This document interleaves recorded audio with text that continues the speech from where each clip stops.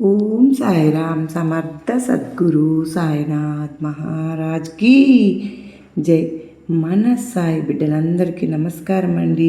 అందరూ కూడా సుఖంగా సంతోషంగా ఎప్పుడూ కూడా అష్టైశ్వర్య ఆయురారోగ్యాలతో ఉండాలని సాయినాథుని తరపున నేను కూడా మనస్ఫూర్తిగా కోరుకుంటూ ఉన్నానండి. ఈరోజు ఈ వీడియోలో సాయిబాబా సన్నిధి ద్వారా మనకు వచ్చినటువంటి సందేశం ఏంటి అంటే కనుక, నీ కష్టాలన్నీ బూడిద పాలు చేస్తున్నాను, తప్పకుండా ఈ సాయి సందేశాన్ని ఆలకించి చూడు అని సాయినాథుడు మనకు ఈరోజు ఒక చక్కటి సందేశం ద్వారా మన ముందుకైతే వచ్చారండి. మరి సందేశాన్ని ఎందుకు అందించాలనుకుంటున్నారు, ఏం చెప్పాలనుకుంటున్నారు అనేది మనం సాయినాథుని మాటల్లోనే తెలుసుకుందాం. వీడియోని మొదలుపెట్టే ముందు ప్రతి ఒక్కరికి ఒక చిన్న రిక్వెస్ట్ అండి. ఈ సందేశం కనుక మనస్ఫూర్తిగా అందరికీ నచ్చితే తప్పకుండా చూసి వెళ్ళే వాళ్ళందరూ మన వీడియోకి ఒక చిన్న లైక్ అయితే ఇవ్వండి. కొత్తగా మన ఛానల్ని ఎవరైనా చూస్తూ ఉంటే తప్పకుండా ఛానల్ని సబ్స్క్రైబ్ చేసుకుని లైక్ చేయడం మాత్రం నచ్చినట్లయితే మర్చిపోవద్దు. మరి మీకు ఎలాంటి కష్టాలు, సమస్యలు, బాధలు ఉన్నా నాకు కామెంట్ అయితే చేయండి. నేను సాయినాథుని గుడికి వెళ్ళినప్పుడల్లా మీ పేరున తప్పకుండా ప్రేయర్ అయితే చేయిస్తాను. మరి సాయినాథుని సందేశం విందాం తప్పకుండా. అంతకంటే ముందుగా మీరు ఏ మాత్రము నిరాశ చెందవలసిన అవసరం లేదు. సాయినాథుడు మన కోసంగా గొప్ప గొప్ప సందేశాలను మనకు పంపిస్తూ ఉన్నారు. వాటి ద్వారా పరిష్కారం లభిస్తుంది అని చెప్పేవాళ్ళు ఎంతోమంది ఉన్నారు. అయితే తల్లి, ఇది నీ కోసమే వచ్చిందమ్మా, కాదనకుండా నువ్వు తప్పకుండా ఒక్కసారి విని మనసుని ప్రశాంతంగా ఉంచుకో. అమ్మా, నా భక్తులను కాపాడేందుకు స్వయంగా నేనే రాలేకపోయినా సరే, ఆయా సందర్భాన్ని బట్టి, వారి అవసరాన్ని బట్టి, మారు రూపంలో అయినా సరే నేను తప్పకుండా వస్తూ ఉంటాను. మీకు ఉన్నటువంటి ఆపదల నుండి, మిమ్మల్ని బాధల నుండి తప్పకుండా రక్షిస్తాను. మీరు ఏమని అనుకుంటున్నారేమో, మీపై నేను ఎంతో కోపంగా ఉన్నాను అని. అందుకే మీకున్నటువంటి సమస్యలు కానీ, కోరికల పట్ల కానీ ఎటువంటి బాధ్యత నేను తీసుకోకుండా ఆలస్యం చేస్తున్నానని ఎవరి మీద నాకు ఎలాంటి కోపము అనేది లేదు. నేను కోపం అనేది ఉంటే కనుక మీరందరూ అసలు ఇలా ఉండేవారా చెప్పు? మీరందరి మీద నాకెందుకు కోపం వస్తుంది? మీరందరూ నా బిడ్డలు కదా. ఒక్కసారి మీరే ఆలోచించుకోండి. నాకు మీ మీద కోపం అంటే కేవలం మీరు సరైనటువంటి మార్గంలో ఉంచేందుకు కొన్నిసార్లు నేను దండిస్తూ ఉంటాను. అది కూడా ఒక తల్లిదండ్రులు తమ బిడ్డలను దండించిన విధంగా మాత్రమే దండిస్తాను. అంతేకాని ఎంత మాత్రము మిమ్మల్ని నేను ద్వేషించి మీ బంధాన్ని ఎట్టి పరిస్థితుల్లోనూ నేను వదులుకోలేను. నా భక్తులను నేను ఎల్లప్పుడూ కూడా రక్షించుకోవడమే నా కర్తవ్యం. మీకు తోడు నీడగా నేను ఉంటాను. మరి ఇక కన్నీళ్లు పెట్టుకోవద్దు. ఇప్పటికైనా సరే కానీ నన్ను, నా ప్రేమను అర్థం చేసుకోండి. నన్ను పరిపూర్ణంగా నమ్మండి. ఇప్పటికే చాలా రోజుల నుంచి నీ కన్నీటితో నాకు అభిషేకం చేశావు కదా. ఇక చాలు. నీ దుఃఖాన్ని నేను తప్పకుండా చూడలేకపోతున్నాను. నిన్ను చాలా అంటే చాలా బాధ పెట్టడమే నాకున్నటువంటి ఉద్దేశం అని నువ్వు అనుకుంటూ ఉన్నావు. ఆ ఉద్దేశం నాకు ఎప్పుడూ లేదు. నిన్ను సంతోషంగా ఉంచటమే నా కర్తవ్యం. నన్ను కూడా కాస్త అర్థం చేసుకోండి. మీకు ఉన్నటువంటి కర్మల వలన, కొన్ని పితృదోషాల వలన, కొన్ని ఏర్పడినటువంటి సందర్భాల వలన బాధించేలాగా ఉంటాయి. మిమ్మల్ని ఎదగకుండా చేస్తూ అన్నీ అడ్డుగా వస్తూ ఉన్నాయి. వాటిని తప్పించడం ఎవరి తరము కాదు. కానీ ఎప్పుడూ కూడా అవి వాటి ప్రభావం మీపై ఎక్కువగా లేకుండా నేను తప్పకుండా చేయగలను. అంతేకాని వాటిని మాత్రం శాశ్వతంగా నేను నివారించలేను.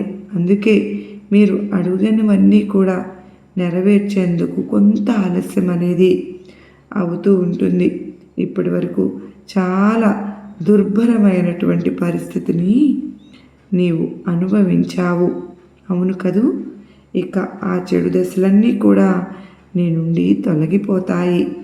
అంటే ఒక గొప్ప అదృష్టం అనేది నేను నీ చెంతకు రాబోతుంది. ఇక అనుకూలంగా మారేటటువంటి రోజులు నీకు రాబోతున్నాయి. నీకు తెలియనటువంటి ఒక సంఘటన తప్పకుండా జరుగుతుందమ్మా. అది కూడా ఈ సాయి కటాక్షం వల్లనే. అది ఎవరితోనూ కూడా చెప్పవద్దు. దానివల్ల నీకు అనుకున్నటువంటి కార్యంలో విజయాన్ని తప్పకుండా నువ్వు చూస్తావు. నిరంతరము నా నామస్మరణ మాత్రం విడిచిపెట్టవద్దు. గురువులకే గురువు నీ సాయిని. నేను ఉన్నాను కదా, నీకు ఏం జరిగిందో అనేటటువంటి దానిని ఇక నువ్వు మరచిపో. ఇన్ని రోజులు కూడా నువ్వు ఎంత బాధపడ్డావు అనే దాన్ని కూడా మరచిపో. త్వరలోనే నీకు ఒక కొత్త జీవితాన్ని అందించబోతున్నాను. విశ్వాసం, సహనంతో ఉండు. నా బిడ్డలు అయోమయంలో, అంధకారంలో ఉండిపోవటం నాకు అసలు ఇష్టం లేదు. చెప్పిన మాటలను అర్థం చేసుకుని జీవితాన్ని సంతోషమయం చేసుకో. అలా కాకుండా వచ్చినటువంటి కష్టాలను, సమస్యలను, నీవు పడినటువంటి బాధలను తలచుకుంటూ దుఃఖిస్తూ ఉంటే మాత్రం నేను మాత్రం ఏమీ చేయలేను. బంగారు తల్లి, ఎప్పుడు కూడా ఒకటి గుర్తుపెట్టుకోమ్మా. నీ బాబాపై భక్తి అనేటటువంటి వ్యసనాన్ని, నమ్మకాన్ని ఇచ్చేసి పూర్తిగా ఆయనకు శరణాగతి చేసిన వారికి మాత్రం ఎటువంటి ఆపదలు కానీ భయాలు కానీ ఉండవు. అప్పుడే ఈ సాయి చేసేటటువంటి మిరాకిల్ని నువ్వు తప్పకుండా పొందగలుగుతావు. అలా అర్హుడు అవుతావు. ఇంకొక శుభవార్త చెప్తున్నాను. ఇది విన్న తరువాత తప్పకుండా నువ్వు మిఠాయిని సిద్ధం కూడా చేసుకుంటావు. నా బంగారు తల్లికి, నా బంగారు తండ్రికి తగినటువంటి జీవిత భాగస్వామిని తీసుకుని రాబోతున్నాను. వారికి నచ్చినటువంటి ఉద్యోగాన్ని ఇవ్వబోతున్నాను. వారి సంతోషంగా నీ చేయి పట్టుకుని నీ జీవితాన్ని నడవడానికి సిద్ధంగా ఉండు. ఇక ఎటువంటి దిగులు పెట్టుకోవద్దు. నీకు ఏది మంచిదో, అలాగే ఏది మంచిది కాదో నాకు బాగా తెలుసు. చూపించినటువంటి నేను మార్గాన్ని ఈ సరైనటువంటి దారిలో ఉపయోగించి రీతిలో, అలాగే వాటిని చక్కగా అమలుపరిచేవారే నిజమైనటువంటి భక్తులు. మీకు కూడా తోడు అవసరం. ఆ తోడు కోసం నీ ఎదురుచూపులు ఫలించాయి. త్వరలోనే నీ బంధం నీకు దగ్గర అవుతుంది. కర్మఫలం అనేది ఎలా ఉన్నా సరే, విధిరాత ఏదైనా సరే, ధర్మబద్ధంగా ఉండేటటువంటి నీ జీవనం ఏదైతే ఈ సాయి మాత్రం అందుకు తప్పకుండా నీకు మంచి బహుమతినే ఇస్తాను. ఖచ్చితంగా ధర్మ ఫలితాన్ని తప్పకుండా అందిస్తాను. ఈ నూతన జీవితాన్ని ఆరంభించేందుకు సిద్ధంగా ఉండు. ఆ తరువాత రాబోయేటటువంటి అదృష్టాన్ని ఆహ్వానించు. నీ దరికి ఎలాంటి ఆపదలు రాకుండా వాటిని నివారించేందుకు నేను ఎల్లప్పుడూ కూడా ఎల్లవేళలా సిద్ధంగా ఉంటాను. ఎప్పుడు కూడా ఈ సాయినాథుని పిలుపు వచ్చినటువంటి సందేశంలో నన్ను నమ్మి నిశ్చింతగా ఉంటున్నావు. నీ మనసులో ఏదైతే బాధతో ఉంటున్నావో అలాగే నీవు ఏదైతే ఇప్పుడు అనుకుంటూ ఉంటున్నావో, ఆ సందేశం నువ్వు వింటున్నావో దాన్ని తప్పకుండా నెరవేర్చేటటువంటి బాధ్యత నా మీద నీకున్నటువంటి ఆశను నువ్వు ఎప్పుడూ కూడా వదులుకోవద్దు. నిరాశను, నీ కోరికను తప్పకుండా నెరవేరాలని మదన పడవద్దు. ఆశగా ఎదురు చూడవద్దు. నమ్మకాన్ని కోల్పోవద్దు. ఎప్పుడైతే నువ్వు నిరాశకు గురవుతావో ఆ క్షణం నిన్ను ఎవరో బాధ పెట్టిన అవసరం లేదు. నిన్ను నువ్వే బాధ పెట్టుకున్న దానివి అవుతావు.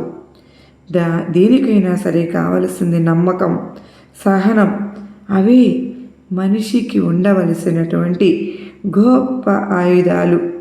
మనిషిని సంతోషంగా ఉండాలన్నా, ధైర్యంగా ముందుకు సాగిపోవాలి అన్నా నీకు అవి రెండు ఉంటేనే అలాంటి వారికి అపజయం ఉండదు. మీరు నా బిడ్డలు. మీరు ఏదైనా సరే కానీ ఒక కోరిక కోరినప్పుడు అది నెరవేరినప్పుడు నిరుత్సాహపడుతూ నా కోరిక నెరవేర్చు అని నా వద్ద మారం చేస్తూ ఉంటారు. నేను కూడా మిమ్మల్ని నిరుత్సాహపరచడం ఇష్టం లేక కొన్ని కోరికలు నెరవేర్చక తప్పడం లేదు. ఇన్ని రకాల ప్రయత్నాలు చేస్తూ ఉంటాను. కానీ మీరే నన్ను ఏమాత్రము అర్థం చేసుకోకుండా, నాకంటూ కాస్త సమయాన్ని కూడా ఇవ్వకుండా వెంటనే నిరుత్సాహపడిపోతూ నా కోరిక నెరవేర్చలేదు బాబా అని, అలాగే నేను అడిగినది నాకు ఇవ్వకుండా ఆలస్యం చేస్తూ ఉన్నానని చెప్పి ఈలోపే సహనాన్ని కోల్పోయి కంగారు పడిపోతూ, బాధపడిపోతూ, దుఃఖిస్తూ ఉంటారు. ఏదైనా సరే కానీ అనుకోగానే అది అయిపోవాలి కదా. మరి ఇది మంచి పని ప్రారంభించాలి అని అనుకున్నప్పుడు అందుకు మీరు కేవలం అనుకుంటేనే సరిపోతుందా? అనుకోగానే అలా పని రేపటికల్లా మీరు విజయవంతంగా పూర్తి చేయగలరా? లేదు కదా. ఎవరి వద్ద అయినా సరే ఒక పనికి ఒప్పందం కుదుర్చుకున్నప్పుడు ఆ పనిని మీరు ఒక్క రోజులోనే చేయగలరా? లేదు కదా. దానికంటూ కొంత సమయం పడుతుంది. సహనం, ఓపికతో ఉండాలి. మీరందరూ తగినటువంటి ఖచ్చితమైనటువంటి రోజును నిర్ణయించుకోవాలి. ఈ మధ్యలో మీరు పూర్తి చేయలేదు అంటే దాని అర్థం ఏమిటి? మీ యజమాని అడిగితే అందుకు మీరు వారికి ఏమని సమాధానం చెప్తారు? మీరు చెప్పినటువంటి పనిని పూర్తి చేసేందుకు మాకు కాస్త గడువు కావాలని అడుగుతారు. లేదంటే ఎందుకంటే దానికంటూ ఒక సమయం వరకు ఆగవలసి ఉంటుంది కనుక ఈలోపే ఆ పనిని మీరు పూర్తి చేయాలి. అంతవరకు సమయం పడుతుంది కదా. అలాగే మీరు కూడా నన్ను ఒక కోరిక కోరినప్పుడు దానికి సంబంధించినటువంటి ఎన్నో చర్చలు, అలాగే కొంత సమయం ఆ కోరిక వలన మీకు రాబోయేటటువంటి లాభ నష్టాలు ఇవన్నీ నేను ఈ కారణాలుగా జాగ్రత్తగా పరిశీలించవలసి ఉంటుంది కదా. మరి అప్పుడే కదా మీరు అడిగింది నేను పరిపూర్ణంగా ఇవ్వవలసి ఉంటుంది. మరి నా బిడ్డలకు ఏదైతే కానీ అది అడిగింది, జరిగింది, జరగవలసింది అన్ని విధాలా కూడా ఆలోచించి ఇవ్వాలా వద్దా, ఇక రాబోయేటటువంటి అదృష్ట కాలాన్ని ఆనందించేందుకు నువ్వు సిద్ధంగా ఉండు. సంతోషంగా నువ్వు నీ జీవితాన్ని గడుపుతావని నేను చెబుతున్నాను కదా. ఏదైనా సరే కానీ ఓపికతో, శాంతంగా, సహనంతో, శ్రద్ధ, సబూరిని అలవరచుకుని ఉండాలి. ఏదైనా సరే ఓపికగా ఉండాలి. అసలు ఓపిక లేకుంటే మనిషికి ఎలా చెప్పు? ఓపిక ఉంటేనే తప్పకుండా మిమ్మల్ని మీరు శాంతంగా ఉంచుకోగలుగుతారు. అలా కాకుండా ఎప్పుడు కూడా మీరు జీవితంలో అసలు బాబా నాకు ఏమీ చేయడం లేదు, మేము ఇంత ఆలస్యం అవుతుంది, మేము ఎలాగూ మా జీవితాన్ని గడపాలి అని మీరు అనుకుంటూ ఉంటారు. అలా ఎప్పటికీ కూడా అనుకోవద్దండి. నేను ఏదైనా చెప్తున్నాను అంటే కనుక అందులో మీరు తప్పకుండా ఏదైనా ఒక మంచి అర్థం ఉందని మీరు ఆ శ్రద్ధ సబూరిని అలవరుచుకుని మీరు జీవితాన్ని గడపాలి తప్ప ప్రతిదానికి కంగారు పడిపోతూ జీవితంలో ఏదేదో జరిగిపోతుందని భయపడిపోతూ అసలు మాకంటూ మంచి జీవితం లేదే అని దుఃఖిస్తూ అసలు ఒక దారి మూసుకుపోతే మిగతా దారులన్నీ కూడా లేవని అది ఎలా మీరు బాధపడుతూ ఉంటారు. అలా కాదు, ఈరోజు నీకు ఈ ఉద్యోగం రాలేదు, నీకు నచ్చినటువంటి ఆ ఉద్యోగం రాలేదు అంటే కనుక ఆ దారి మూసుకుపోయినప్పుడు ఎన్నో రకాలైనటువంటి మంచి అవకాశాలు నీ జీవితంలో తప్పకుండా తెరుచుకుంటాయి అని అర్థం. ఒకే దానిపైన ఆధారపడకూడదు, అది ఎప్పటికీ కూడా మంచిది కాదు. ఇలా నువ్వు ఎప్పుడు కూడా కన్నీరు పెడుతూ ప్రతిరోజు కూడా నిన్ను ఒక వ్యక్తి మోసం చేస్తూ ఉన్నాడు, ఆ వ్యక్తి ఎవరో తప్పకుండా తెలుసుకో. అలాగే మీ జీవితంలో ఎన్నో రకాలుగా మరి ఇబ్బందులు అనేవి నిన్ను ఇబ్బందులకు గురిచేస్తూ ఉన్నారు అంటే, బాబా నా జీవితంలో నాకు తెలియకుండా ఎవరు ఇలా ఇబ్బందులకు గురి చేస్తూ ఉంటారని చెప్పి అనుకోవచ్చు మీరు. నువ్వు ఎవరినైతే ఎక్కువగా మార్చుకుంటున్నావో నమ్ముతున్నావో, నువ్వు చేసుకుంటున్నటువంటి ప్రతి పని కూడా ఎవరికైతే ప్రతి ఒక్కటి కూడా ఉద్దేశించి చెప్పుకుంటూ వస్తూ ఉన్నావో, ఎవరైతే నీ నెత్తిని పెట్టుకుని మరి నమ్మకస్తులుగా నమ్మి ప్రతి ఒక్కటి కూడా నీ ఇంట్లో జరుగుతున్నటువంటి ప్రతి విషయాన్ని కూడా చెప్పుకుంటూ వస్తూ ఉన్నావో, నీకు బాధ కలిగినటువంటి వేళ, సంతోషంగా ఉన్నటువంటి వేళ, ఇలా ఏది ప్రతి ఒక్కటి కూడా వారితో చెప్పుకుంటూ వస్తూ ఉన్నావో చూడు, నువ్వు నా వారు అని ఎవరినైతే ఆ వ్యక్తులను నమ్ముతున్నావో వారే నిన్ను నిలువునా మోసం చేస్తున్నారు, వస్తున్నారు కూడా. మరి కూడా వారికి తెలియక కొంతమంది వ్యక్తులను నమ్ముతూ వస్తూ ఉన్నావు.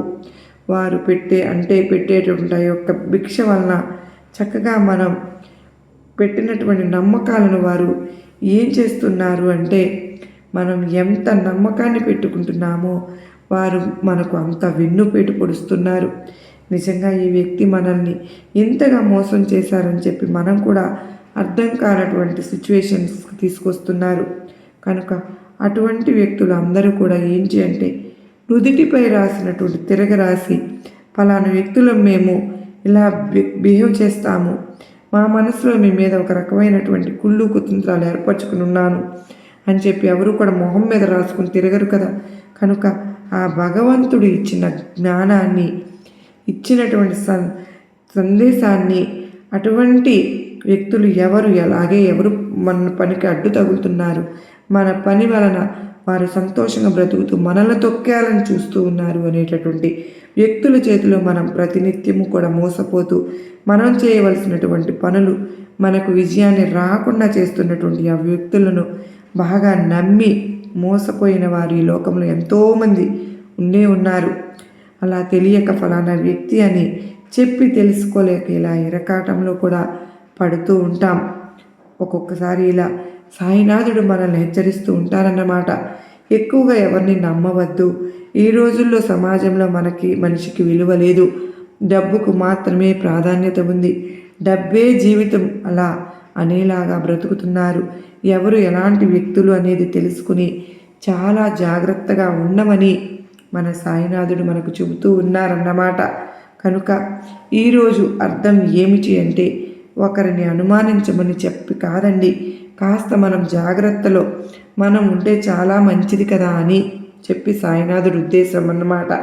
మనకు నష్టం జరిగిన తరువాత మనం సాయినాథుని వేడుకుంటాం, బాబా ఈ నష్టాన్ని మాకు ముందే తెలియచెప్పి ఉండవచ్చు కదా, మేము ఉంటే సరిపోయేది కదా, అలాంటిది మేము మసులుకోకుండా ఈ సందేశంలో తెలుసుకోలేకపోయామే, అయ్యో మేము సంతోషంగా ఉండేవాళ్ళం కదా బాబా ముందే చెప్పినట్లయితే, మా కుటుంబంలో చాలా సంతోషంగా ఉండేవాళ్ళం కదా అని అది మానేసి మా చేతులారా మేమే చేసుకునేలాగా చేశావు కదా అయ్యా అని మా కష్టాలను మేమే కొని తెచ్చుకునేలాగా మాకు దాని ద్వారా తెచ్చుకునేలాగా చేశావు కదా బాబా, ఇవన్నీ కూడా చూస్తూ సంతోషంగా చూడగలుగుతున్నావా, ఆ సమస్య ఏమిటి అనేది ఏదో ఒక విధంగా సూచన రూపంలో మాకు చెప్పవచ్చు కదా, ఆ క్షణం మమ్మల్ని మేము జాగ్రత్త పరుచుకునేవాళ్ళం కదా అని చెప్పి ఇలా నువ్వు నన్ను నిలదీస్తూ ఉంటున్నాం. కొంతమంది కాబట్టి అందరూ కాదండి, మనం కొన్ని జరిగిపోయిన తర్వాత కొన్ని విషయాలు అంటే ఆ తర్వాత మనం బాధపడకుండా సంతోషంగా ఉండవచ్చు అని చెప్పి సాయినాథుడు ముందుగానే చెప్తూ ఉన్నారు. అర్థమవుతుంది కదా ఏ బిడ్డలకైతే ఈ పరిస్థితుల్లో ఉన్నారో, ఎవరైతే ఈ పరిస్థితుల్లో చిక్కుకొని బాధపడుతూ ఉన్నారో అటువంటి వారి కోసం సాయినాథుడు ఈరోజు ఈ విధమైనటువంటి సందేశాన్ని చెప్పాలనుకుంటూ ఉన్నారన్నమాట. అయితే సాయినాథుడు ఏమని అంటున్నారు అంటే, ఇప్పుడు నీకు కొంచెం చెడు సమయం నడుస్తుంది కదా, నిన్ను ఎవరైనా బాధ పెడుతూ ఉంటే, నువ్వు ఎక్కువగా నమ్మిన వారే నిన్ను ఇబ్బంది పెట్టినా లేదంటే అవమానించినా, ఇక ఏదైనా కానీ నిన్ను చులకనగా చేసినా సరే, ఏదైనా కానీ నిన్ను బాధ పెట్టే పని చేస్తే అక్కడ నువ్వు చూస్తూ ఉండిపోవద్దు. ఆ సమయాన్ని నువ్వు వృధా అసలు చేసుకోవద్దు. అసలు వారి మాటలు పట్టించుకోకుండా నీ పని నువ్వు చేసుకుంటూ నీ లక్ష్యాన్ని నువ్వు సాధించుకుంటూ వెళ్ళు. అప్పుడే వాళ్ళు నిన్ను మోసం చేసే తప్పకుండా తలదించుకుంటారు అన్నమాట. చూడమ్మా, మనుషులు నిజాయితీగా ఉన్న వారి యొక్క మాటలు వినలేకపోయినా కానీ విజయం సాధించిన వారి మాట మాత్రం తప్పకుండా వింటారు. ఎవరైతే ధనాన్ని ఆర్థిస్తారో వారి మాట తప్పకుండా శిరసా వహిస్తారు, వారికే గొడుగు పడతారు. ఈ విషయాన్ని ఎప్పుడు కూడా గుర్తుపెట్టుకో. అందుకే నీవు నీ లక్ష్యంపై దృష్టి పెట్టుకో. ప్రతి పనిలో విజయం సాధించడానికి ప్రయత్నం చేస్తూ ఉండు. తరువాత నీ నుండి ఎవరైతే దూరం అవుతారో వారే తప్పకుండా నిన్ను వెతుక్కుంటూ మాత్రం నీ దగ్గరకు వస్తారు. ఇలా వాళ్లకు నీ గెలుపుతో సమాధానం ఇవ్వు. నీ చుట్టూ ఉన్న వారిలో కొంతమంది మనుషులు ఎవరైతే ఉన్నారో నీ దగ్గర ఒకలాగా, నీ పక్కన మరొకలాగా మాట్లాడుతూ ఉన్నారు కనుక అలాంటి వారితో కొంచెం జాగ్రత్తగా ఉండు. ఎవరు నీకు చెడు చేయాలి అని చెప్పి అనుకుంటూ ఉన్నారు తప్పకుండా మరి అటువంటి వారితో నువ్వు జాగ్రత్తగా ఉండాలి కదా. మరి వారి మోసం చేయడం తప్ప మరి ఇంకేమీ కోకుండా వారికి తెలియక అటువంటి వారి దృష్టిలో నువ్వు పడ్డావు కనుకనే నువ్వు వారి నుండి స్వయంగా ముమ్మాటికి తప్పకుండా తప్పించుకునే తీరాలి. కనుక నీ తప్పు ఏదైనా కానీ ఉన్నా లేకున్నా వారితో జాగ్రత్తగా మసలుకుంటూ నడుచుకోవాలి. వారు మోసం చేస్తున్నారని గుడ్డిగా నువ్వు నమ్మావనుకో, మరలా వారిని చెరదీశావు అనుకో, చెప్పిందల్లా కూడా నువ్వు విని తల ఊపుతూ ఉన్నావు అనుకో, అప్పుడు నీ చేతులారా నీ జీవితాన్ని నువ్వే నాశనం చేసుకున్న వాడివి అవుతావు. ఒక విషయం గుర్తుపెట్టుకో, నమ్మకాన్ని జాగ్రత్తగా ఉంచుకో. ఆ నమ్మకాన్ని ఎంతవరకు ఎదుటి వ్యక్తులపై ఉంచాలనుకునేది అది కూడా నువ్వు తెలుసుకో. నువ్వు ఎవరినైతే బాగా నమ్మి మోసపోవలసి వస్తుందో అటువంటి వ్యక్తులను దూరంగా విసిరి పారేసి, అలాంటి సందర్భాలు ఇప్పటికి చాలా ఎదురయ్యాయి కనుక ఇకనైనా జాగ్రత్తగా ఉండు. నేను ఎన్నో సందేశాలు నీకు అందించాను, ఎన్నో రకాల సూచనలు నీకు అందించాను. నీవు మాత్రం వాటిని పట్టించుకోకుండా ఏమరుపాటుగా అసలు ఎవరు నీ నుండి ప్రేమను ఆశిస్తున్నారు, ఎవరు నీ నుండి డబ్బును ఆశిస్తున్నారు, ఎవరు నువ్వు చేస్తున్నటువంటి పనిని గమనిస్తున్నారు, ఇటువంటివన్నీ కూడా నీకు తెలియాలి. స్పష్టంగా నీకు భగవంతుడు జ్ఞానాన్ని కూడా ఇచ్చాడు కదా, కొద్దిగా గమనించు. వారి ముందు మంచిగా నటిస్తూ నీ వెనుక ఉంటున్నారు. ఆ వ్యక్తులను జాగ్రత్తగా నటించి నువ్వు కూడా అలాగే నటించు. అటువంటి వ్యక్తుల ద్వారా నువ్వు ఒక్కరోజు నటనకు నిజాయితీ మంచి గుణపాఠం అనేది నేర్పుతుంది. కనుక ఎవరు ఏంటి అనేది అప్పుడు నీకు బాగా తెలుస్తుంది. ఎవరైతే నీ దగ్గర ఎక్కువగా నటిస్తూ ఉన్నారో అటువంటి వ్యక్తుల దగ్గర నువ్వు కూడా బాగా నటించు. ఎన్నో వేషాలు వేసినా వారికి కాలం అనేది వారి యొక్క నిజస్వరూపం ఎలాంటిది అనేది బయటపడేస్తుంది. ఓపికగా ఉండడం మాత్రమే నువ్వు చేయవలసినటువంటి పని. నీకు తోడుగా ఎప్పుడు కూడా నీ తండ్రి ఉంటాను అని మాత్రం చెప్పి గుర్తుపెట్టుకో. కనుక ఇటువంటి వ్యక్తుల చేతులు, ఈ మాటల వ్యక్తుల రూపంలో నువ్వు మోసపోతూ ఉన్నావు అంటే కనుక ఈ విషయాన్ని బాగా తెలుసుకుని జాగ్రత్తగా ఉండు. ఇకనైనా సరే ఎవరు మంచివారు, ఎవరు చెడ్డవారు అనేది జాగ్రత్తగా ఆనందంతో తెలుసుకుని, ఆనందంగా ఉండాలని తెలుసుకుని, సంతోషంగా ఉండాలని నువ్వు కోరుకున్నటువంటి ఆ శుభవార్తలన్నీ నీకు తప్పకుండా వస్తాయని నీకు ఎప్పుడు ఈ సందేశంలో చెప్తున్నాను. జరిగిపోయినటువంటి సంఘటనలు గుర్తు చేసుకుంటూ ఎవరు నిన్ను మోసం చేశారు అనేది ఆలోచించుకుంటూ సామాన్యంగా ఉండవద్దు. కనుక ఆ వ్యక్తులు నీకు గుణపాఠం చెప్పాలంటే ధైర్యంగా నువ్వు ఆ లక్ష్యాన్ని చేరుకోవాలి అంటే నా సందేశంలోని అర్థాన్ని, పరమార్థాన్ని గ్రహించి నువ్వు ఓర్పుగా ఉండాలి. నీ లక్ష్యాన్ని నువ్వు తప్పకుండా ఛేదించి తీరాలి. మరి నేను నీకు ఇన్ని సందేశాలు చెప్తూ ఉన్నాను కదా, కనీసం నీకు నీ మనసుకు అర్థమవుతుందా నేను చెప్పేటటువంటి సందేశాలు? కానీ ఏదైనా కానీ అంటే నీకు బాగా నచ్చేటటువంటి ఒక వ్యక్తి, నిన్ను మోసం చేసినటువంటి ఒక వ్యక్తి నేను తప్పకుండా మరొక విధంగా ఆ వ్యక్తి నీకు మోసం చేయాలని అనుకుంటున్నప్పుడు నీకు ఎప్పుడు కూడా అర్థం కావడం లేదా? జీవితంలో నీవు ఎన్నో రకాలైనటువంటి అవమానాలను పడ్డావుగా, ఎన్నో రకాలైనటువంటి బాధలను అనుభవించావు. కానీ ఎప్పుడు కూడా నువ్వు ఎందుకు గమనించుకోవడం లేదు? అసలు ఆ వ్యక్తి వల్ల నేను బాధపడ్డాను, వారి నుంచి నేను దూరంగా ఉండాలి ఎందుకు నువ్వు అనుకోవడం లేదు? అసలు నీకు ఎందుకు ఆ జ్ఞానం ఇంగితం లేకుండా పదే పదే వారినే నమ్ముతూ వెళ్తున్నావు? ఒక్కసారి మోసపోయిన తరువాత కూడా, రెండోసారి మోసపోయిన తరువాత కూడా, మూడోసారి కూడా ఆ వ్యక్తిని అలా గుడ్డిగా నమ్ముతున్నావు అంటే నీ అంత మూర్ఖులు ఎవరైనా ఉంటారా ప్రపంచంలో? ఎవరు ఉండరు. ఎందుకంటే ఒక్కసారి ఒక వ్యక్తిని నమ్మి మోసపోవడం తరువాత వారు మనం భయపడైనా సరే మనం దూరంగా ఉండాలి కదా. ఎందుకంటే అటువంటి వ్యక్తుల మధ్యలో మనం బ్రతుకుతున్నాముగా అంటే మనకు కొంచెం భయంగా ఉండాలి. ఎందుకంటే అటువంటి వారి వ్యక్తుల మధ్యలో మనం జీవిస్తున్నాము అంటే ఎంతో నటిస్తున్నటువంటి వారు మన వెనకాల ఒకటి మన గోతులు తవ్వుతూ మన ముందు నటిస్తూ ఉన్నారు అంటే వారిని నువ్వు కనిపెట్టాలి. ఉండేటువంటి వ్యక్తుల మధ్య జాగ్రత్తగా ఉండాలి. ఈ విషయాన్ని ఇప్పటి నుంచైనా నువ్వు కాస్త గమనించుకో. జీవితాన్ని సంతోషమయం చేసుకో. సంతోషంగా ఆనందాన్ని నీ జీవితాన్ని నువ్వు గడుపుతావని ఈ బాబా నీ నుండి కోరుకుంటూ ఇక సెలవు తీసుకుంటున్నాను. ఏదైనా సరే అండి, మనం ఒకరిని నమ్ముతున్నాము అంటే, ఒకరిని గుడ్డిగా నమ్ముతున్నామంటే అసలు మనం ఇంట్లో విషయాలు, మన పర్సనల్ విషయాలు కానీ ప్రతిదీ మనం చెప్పుకుంటూ వెళ్తూ ఉన్నాము అన్నమాట. తర్వాత వాళ్ళు మనల్ని బ్లాక్మెయిల్ చేయడం కానీ, అంటే వారి జీవితం ఇంతేలే, ఎప్పుడు కూడా ఇలా జరుగుతూ ఉంటుందిలే, ప్రతిదీ నాకు వారి ఇంట్లో ఉన్నటువంటి ప్రతి సమస్యల్ని మనకు తెలుస్తుంది, మనల్ని వారు ఖచ్చితంగా చాలా చులకన భావంతో చూస్తారు. మరి అసలు అటువంటి వారికి మన ఇంట్లో పర్సనల్స్ కానీ ఎవరికి కూడా చెప్పకూడదండి. మన ఇంట్లో పర్సనల్స్ కానీ, మన ఇంట్లో ఉన్నటువంటి సమస్యలు, బాధలు ఏవైనా సరే, మన సంతోషాలైనా సరే, కష్టాలైనా సరే, మనం ఆయన నమ్మినటువంటి మన భగవంతుడికి మాత్రమే చెప్పుకోవాలి. ఇతరులకు చెప్పి మనం చులకనం అవ్వడం మంచిది కాదు. ఎందుకంటే మనకు మన బాబా ఉన్నారు. ఎందుకు అంటే చాలామంది ఎవరి స్వార్థం వాళ్ళు చూసుకుంటున్నారండి. ఇప్పుడు ఎవరి జీవితాన్ని వారు కోరుకుంటున్నారు కనుక మనల్ని మంచిగా చూస్తారు అనుకోవడం కేవలం మన అపోహ మాత్రమే అవుతుంది. ఇప్పటి నుంచైనా మనం ఎవరిని నమ్మాలని, ఎవరిని నమ్మకూడదు అనే విషయాన్ని జాగ్రత్తగా తెలుసుకుని సంతోషంగా ఉండండి. మరొక వీడియోలో మళ్ళీ కలుద్దాం. సర్వే జనా సుఖినో భవంతు. ఓం సాయిరామ్. లోకా సమస్త సుఖినో భవంతు.